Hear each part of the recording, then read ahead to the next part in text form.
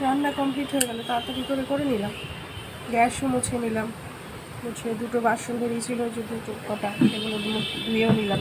দিয়ে বরকে ডাকলাম যে খাবে চলো, বললাম আমি খাবো না, ছেলের হলে খাবো, ছেলে কাজ করছে, ছেলের হলে তবে খাবো। আমি কী করবো, আমি ততক্ষণ একটু খাওয়া খেতে চলে এলাম আমার বারান্দায়। আমি যে পুরোনো বাড়িতে ছিলাম না, মানে একতলা বাড়ি ছিল, ও ছাদ ছিল কিন্তু ছাদটা ছিল ঢালু, মানে সেখানে উঠে বসতাম না, বসা যেত না, বসা যেত মানে বসতাম না, বসা হতো না আর কি। আমার ছেলেকে আমি বলেছিলাম আমাকে বাবা একটা বারান্দা করে দিস, এমন ফ্ল্যাট করবি ফ্ল্যাটে একটু আমার একটু বারান্দা থাকে, একটু হাওয়া খেতে পারি, একটু বসতে পারি। সেই জন্যে ছেলে আমার জন্য এই বারান্দাটা করে দিয়েছে। মানে আমার খুব পছন্দের বারান্দা।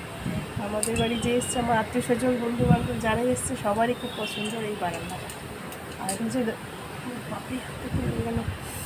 এটা হচ্ছে দক্ষিণ খোলা, খুব হাওয়া, খুব হাওয়া, একদম প্রচণ্ড হাওয়া। এই হাওয়াটাই না ওখানে পেতাম না। একতলা বাড়ি, বুঝতে পারছো, দেখতে পাচ্ছি গাছ নড়ছে, কিন্তু একদম নিচেতে ঢুকতলা হাওয়া আর কি। এখন সেই হাওয়াটা অনুভব করতে পারছি না। সেই হাওয়া খেয়ে খেয়ে আমার শরীর খারাপ হয়ে যাচ্ছে। অভ্যেস নেই তো, বৃষ্টি হলে সেই বর্ষার ঠান্ডা হাওয়াটা লেগে আরও শরীরটা খারাপ হয়ে গেছে। কী করবো বলো, একটু তো বারান্দাটা করেছি, একটু বসতেও তো ইচ্ছা করে, তাই না? এখন একটু দাঁড়িয়ে থাকি, তোমাদের সাথে একটু গল্প করে দিচ্ছি। তোমরা হয়তো খাওয়া দাওয়া করছো, আমি বসে বসে গল্প করছি, বসে বসে না দাঁড়িয়ে দাঁড়িয়ে। যাই হোক, একটু গল্প করে নিই, একটু রেখে দিবি, একটু হাওয়া খাই, যতক্ষণ না বা ছেলের কাজ হয় ততক্ষণ তো বসে থাকতে হবে।